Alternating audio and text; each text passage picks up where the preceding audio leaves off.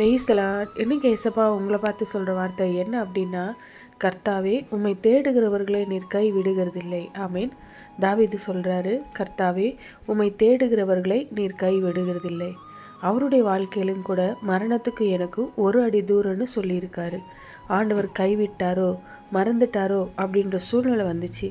ஆனா ஆண்டவர் அவரை கைவிடலை. அதை உணர்ந்துதான் அவர் சொல்லியிருக்காரு, என் கணவரை நான் நம்பினேன், அவர் என்னை கைவிட்டாரு. என் மனைவியை நம்பினேன், அவ என்னை கைவிட்டா. என் பிள்ளைகளை நம்பினேன், அவங்களும் என்னை கைவிட்டாங்க. இப்படி சொல்றவங்களெல்லாம் நம்ம பார்த்துருக்கோம். ஏசு என்னை கைவிட்டார்னு சொல்லி ஒருவரையும் பார்த்ததில்ல. ஒருவேளை ஒருத்தவங்க அப்படி நினைத்தாங்கன்னா இல்லை சொன்னாங்க அப்படின்னா அது தவறான எண்ணமே அல்லாம உண்மையா கிடையாது. சிலர் அறியாமையினால அப்படி சொல்லுவாங்க. நீங்க கூட சில சமயங்கள்ல வேதனையில கஷ்டத்துல ஆண்டவர் என்னை கைவிட்டார்னு சொல்லியிருக்கோம்ல, அது உண்மை கிடையாது. அது உங்களுக்கே தெரியும். அது ஒரு வேதனையில ஒரு மன சோர்வுல வருகிற வார்த்தை. இன்னைக்கு நீங்க அப்படிப்பட்ட சூழ்நிலையில இருக்கீங்களா? ஆண்டவரே என்னை கைவிட்டார்னு.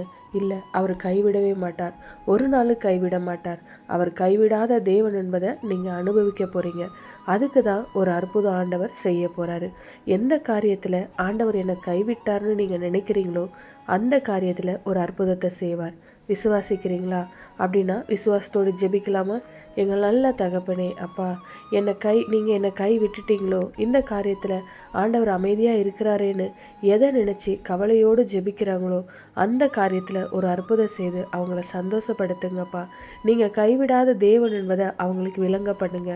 நீர் கைவிடாத தேவனா இருக்கிறதற்காய் ஸ்தோத்திரம் ஸ்தோத்திரம். இயேசுவின் நாமத்தில் பிதாவே, ஆமென். God bless you.